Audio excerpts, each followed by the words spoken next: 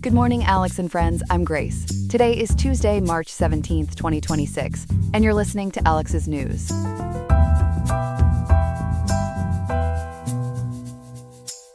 The high in Riverside today will be 97.0 degrees and the low will be 72.9 degrees, making it quite a warm one. Be sure to stay cool and hydrated as you head out to celebrate St. Patrick's Day. Today we are going to examine the factors driving the escalation of the Middle East conflict and its potential to transform into a worldwide crisis. We will also discuss the recent legal development involving a federal judge who halted the Trump administration's plans to revamp vaccine policies.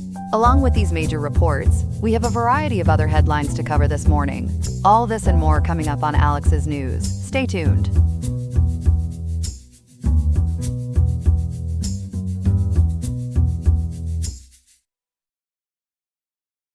We start this morning with a crisis that's reshaping the Middle East and sending shockwaves through the global economy. A regional war, sometimes called Operation Epic Fury in military circles, has escalated dramatically overnight.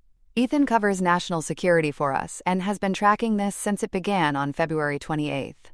Ethan, bring us up to speed on what happened in the UAE overnight.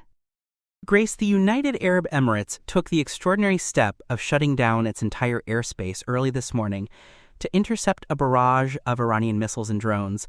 The Associated Press and the Orlando Sentinel both confirmed the closure was brief, but it rattled a country that markets itself as the world's safest business hub.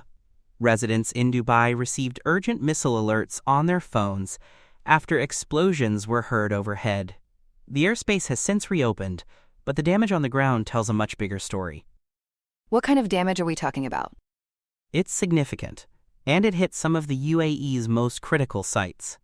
MSN and WRAL report that an Iranian drone strike ignited a fuel tank at Dubai International Airport, which is the world's busiest hub for international travel. Another drone attack sparked a massive fire at an oil tank farm in Fujairah, which is strategically vital because it's the UAE's main bypass around the Strait of Hormuz. In Abu Dhabi, an Iranian missile struck a vehicle and killed a Pakistani national, and falling debris from interceptions caused additional casualties. All told, the UAE says 8 people have died since the conflict started, including 2 soldiers. The UAE has some of the most advanced air defenses money can buy. How are Iranian drones getting through? That's exactly the question military analysts are wrestling with. Al Jazeera and Asia Times have both spoken to defense experts who point to what they call saturation attacks. Iran launches dozens of cheap drones alongside ballistic missiles at the same time, and the sheer volume overwhelms even systems like THAAD and Patriot batteries. It's a quantity over quality approach, and it means at least some projectiles are going to slip through. There's also growing concern that Emirati officials may be downplaying the full extent of the damage to prevent capital flight from Dubai and Abu Dhabi. Meanwhile, Israel has been conducting its own massive campaign. What's the latest there? Israel has dramatically intensified strikes on both Iran and Lebanon. The Associated Press reported yesterday that the Israeli military has carried out roughly 7,600 strikes on Iran since the war began. Israeli officials now claim they've knocked out 85% of Iran's air defenses and 70% of its missile launchers. But the overnight developments are what really stand out, because Israel appears to be systematically targeting Iran's top leadership. Who was targeted overnight? WRAL and the Times of Israel confirmed that Israeli strikes killed 2 high-ranking Iranian officials early this morning. The first was Ali Larijani, a senior advisor on nuclear strategy and a former Speaker of Parliament. The second was General Gholam Reza Soleimani, who led the Basij paramilitary force. He was reportedly killed in what's described as a combat tent that was serving as a makeshift headquarters. These killings follow the February 28th strike that killed Iran's supreme leader, Ayatollah Ali Khamenei, which is really what launched this entire war into a new phase. And what about Lebanon? Israel has forces on the ground there too, right? That's right. Israel has pushed troops into southern Lebanon and stepped up strikes on Hezbollah strongholds in Beirut. The Associated Press reports those operations have displaced more than 1 million people, which is roughly 20% of Lebanon's entire population. Approximately 850 people have been killed. It's a staggering humanitarian toll, and relief organizations are struggling to keep up with the displacement. With all this damage to Iran's military, can Tehran still fight back? It can, though its capacity is clearly diminished. This morning, Iran fired missiles toward Tel Aviv, Qatar, and the UAE. Independent assessments from the Institute for the Study of War suggest Iran's arsenal is heavily depleted, but it's rationing its remaining mobile launchers to conduct what analysts call politically timed strikes. There's also a troubling intelligence dimension here. Chosun and other outlets report that Russia may be supplying Iran with high-resolution satellite imagery to help compensate for radar networks that Israel has already destroyed. So even a weakened Iran can still land punches with outside help. Iran also has a new supreme leader. How did that happen so quickly? It moved remarkably fast. On March 8th, the Assembly of Experts officially named Mojtaba Khamenei as the new supreme leader. He's the son of the late Ayatollah. Iran International and CBS News report that Mojtaba is currently leading a war cabinet, but here's the unsettling part. He hasn't appeared in public since taking power, and that's fueling rumors that he was either injured in the initial strikes or is receiving medical treatment in Russia. Nobody outside a very small circle seems to know for sure. So there's real uncertainty about who is actually in charge in Tehran right now. There is, and it's compounded by what's happening in the streets. Iran is currently observing Chaharshan Besori, the traditional festival of fire. The Guardian reports that anti-government protesters have turned those celebrations into demonstrations against the theocratic government. Security forces, especially the Basij, have been deployed heavily to keep these gatherings from spiraling into a full-scale revolution. So Iran's leadership is fighting a war abroad while trying to hold the country together at home. Let's talk about the economic fallout, because this is hitting people well beyond the region. What's happening with the Strait of Hormuz? This is where the conflict becomes everyone's problem. Iran's foreign minister declared the Strait of Hormuz closed to the United States, Israel, and their allies. That waterway normally carries about 1/5 of the world's oil supply. According to MSN and the maritime tracking firm Windward, shipping traffic through the strait has plummeted by 97%. That's essentially a total shutdown of one of the most important trade routes on Earth. What does that mean for oil prices and energy supplies? Brent crude has surged 40% and remains stubbornly above $100 a barrel. Iraq's oil production has dropped from 4.3 million barrels a day to just 1.2 million. South Korea reports 26 of its vessels and 183 crew members are stranded near the strait right now. The International Energy Agency is preparing a massive release from strategic oil reserves to try to cushion the blow, but analysts say that's a temporary fix for what could become a prolonged crisis affecting food prices and inflation worldwide. President Trump has called for an international naval coalition to reopen the strait. Is anyone signing up? Not really, and that's a major problem. The AP and The Guardian report a striking lack of commitment from traditional allies. British Prime Minister Keir Starmer has proposed a draft plan for a task force, but made clear that Britain won't be drawn into a wider war. Germany and Italy have both declined to send warships, citing a lack of legal mandates.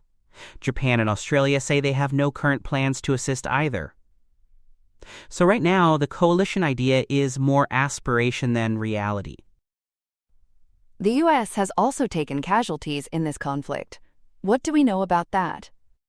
CBS News and the Associated Press confirm that 13 U.S. service members have been killed since the conflict began. 6 died in a drone strike in Kuwait, and 6 more were killed when a refueling aircraft crashed over Iraq.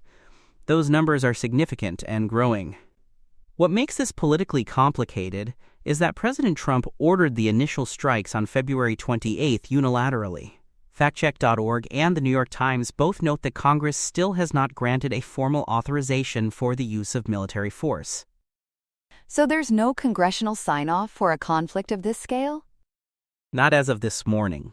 It's a legal and constitutional gray area that's drawing increasing scrutiny on Capitol Hill. We're now more than 2 weeks into a high-intensity regional war involving multiple countries, American casualties, and global economic consequences.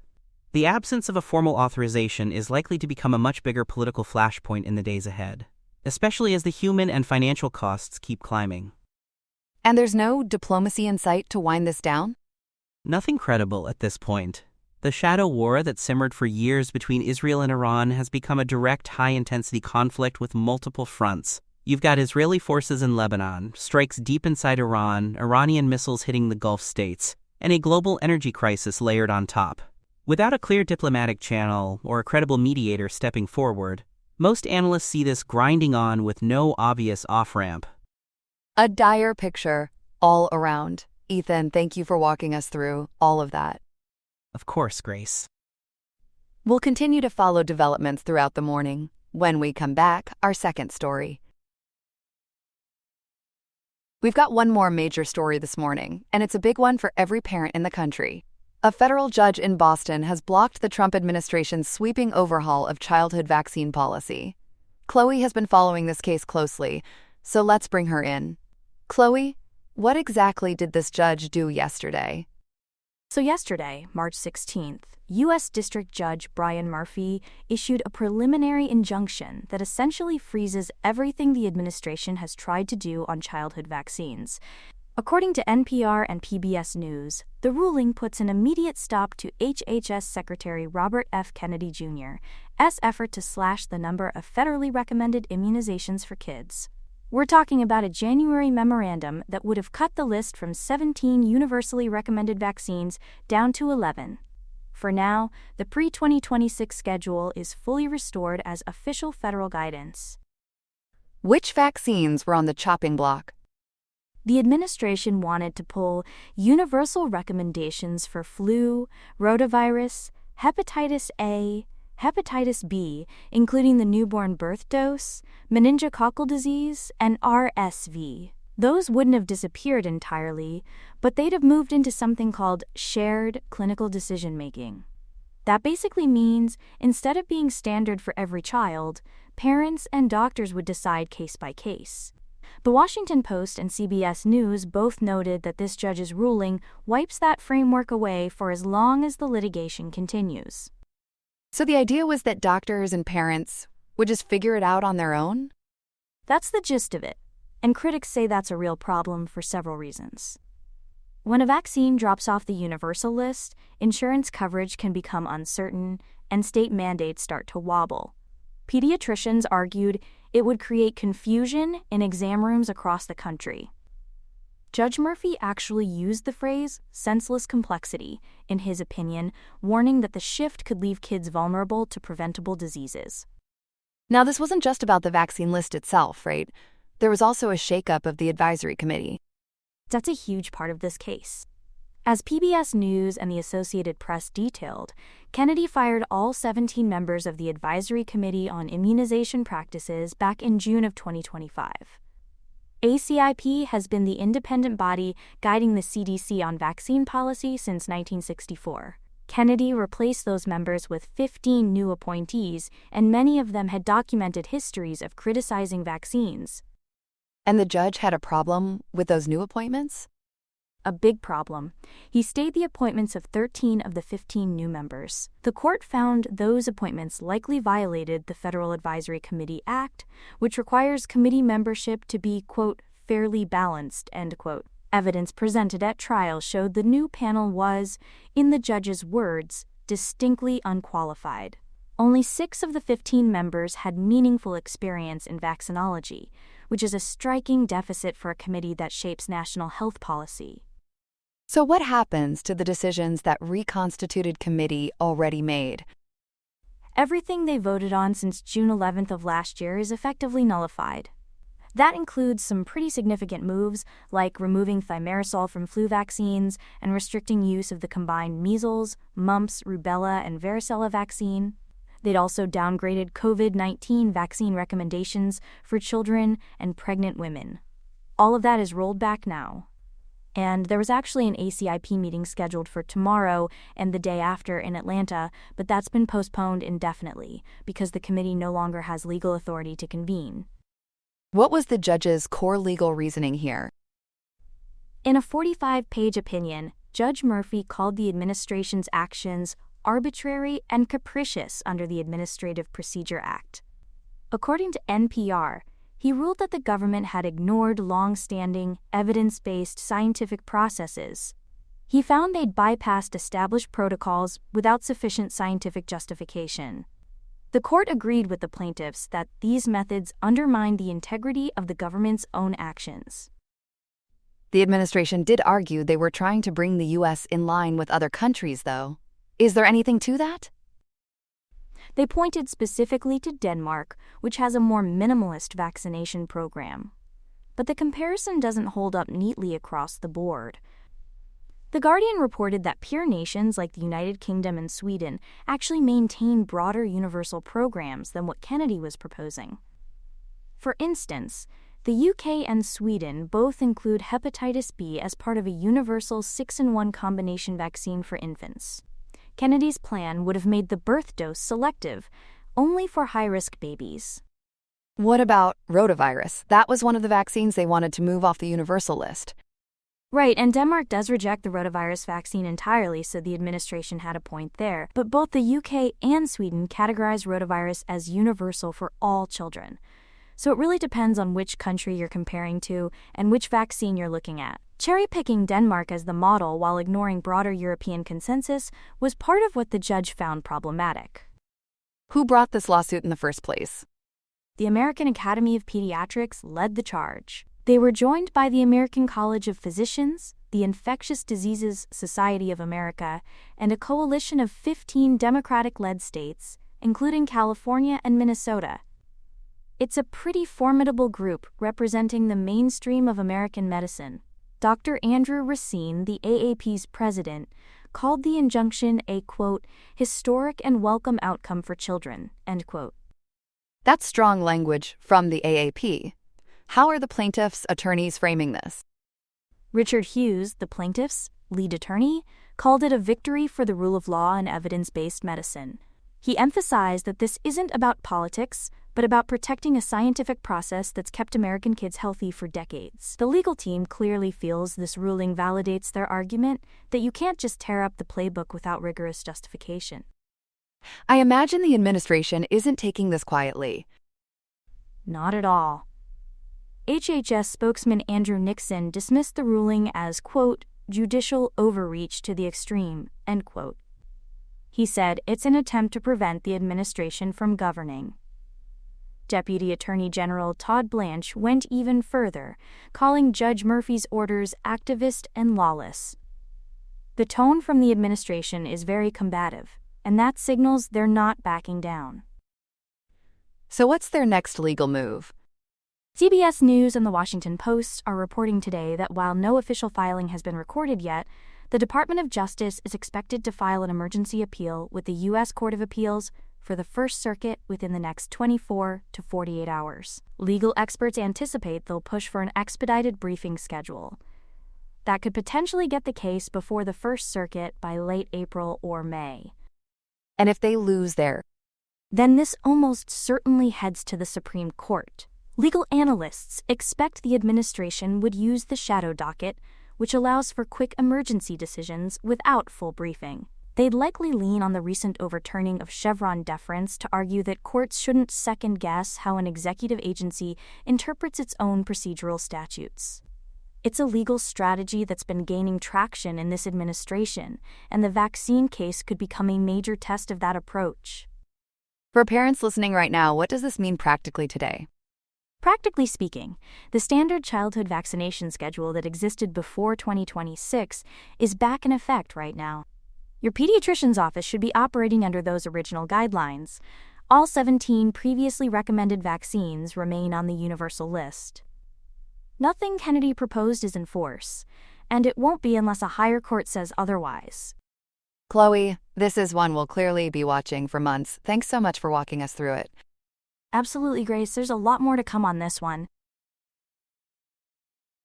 Here are some other headlines. Cuba is feeling quite powerless this morning, as a massive nationwide blackout has left 11 million people completely in the dark. This total disconnection of the national electric grid on Monday, March 16th, was sparked by a generation deficit of over 1,200 megawatts.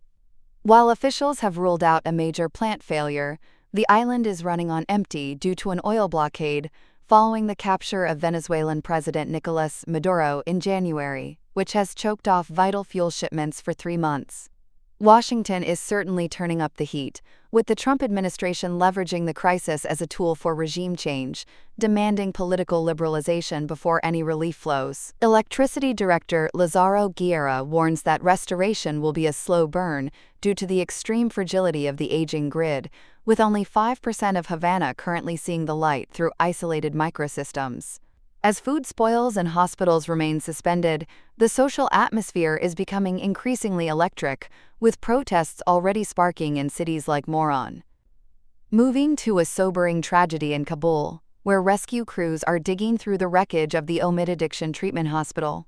A devastating airstrike on Monday night has reportedly claimed at least 400 lives. While the Taliban points the finger at the Pakistani military for the destruction in District 9, Islamabad claims they were merely taking a precision shot at ammunition storage at the former Camp Phoenix site. Witnesses describe doomsday conditions as a massive fire engulfed the 2,000-bed facility, burying patients and staff under the rubble. This marks a sharp escalation in the open war that began in February of 2026. Making any hope for mediation by China or Qatar seem like it is going up in smoke, as Pakistan shows no signs of de-escalating its urban aerial warfare. On the high seas, there is a sinking feeling as an investigative report reveals hundreds of migrants are vanishing into what are being called invisible shipwrecks. Authorities in Italy, Tunisia, and Malta are being accused of a strategy of silence, withholding crucial rescue data to keep these tragedies off the radar. With 682 people confirmed missing and over 400 more cases left unverifiable, early 2026 is officially the deadliest start to a year on record. Advocacy groups warn that the true scale of the tragedy is being masked by systemic reporting gaps, especially following the wake of Cyclone Harry, leaving families drifting without any hope of closure. Global markets are also feeling the burn, as the conflict in Iran sends Brent crude futures climbing to over $103.28 per barrel. The Strait of Hormuz is effectively closed for business, fueling an energy shock after drone attacks struck the Fujairah oil hub and the Shah natural gas field. Governments across Asia are trying to conserve what is left in the tank. Sri Lanka has declared weekly holidays, while Thailand and the Philippines are cutting work weeks to keep their economies from stalling. While China has some gas in the tank with its strategic reserves, analysts warn that a prolonged disruption beyond March could add 0.8% to global inflation and stall industrial engines across the region.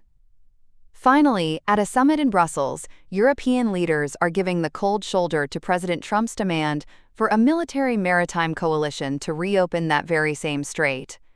German Defense Minister Boris Pistorius was blunt, stating this is not their war, while Chancellor Friedrich Merz noted the lack of consultation before the February airstrikes. The president warned that a failure to jump on board would be very bad for the future of NATO, a move Luxembourg's Foreign Minister Xavier Bettel characterized as blackmail. While the United States pushes for a coalition of the willing, the European Union is refusing to dive into the Persian Gulf, leaving the alliance in a stalemate as the tide of tension continues to rise. That's all we have for now. Today's episode was made by Alexander King with Claude Opus 4.6, Gemini Pro 3.1, Gemini Flash 3, and Google Cloud Text-to-Speech. I hope you have a great day. I'll see you tomorrow, Alex.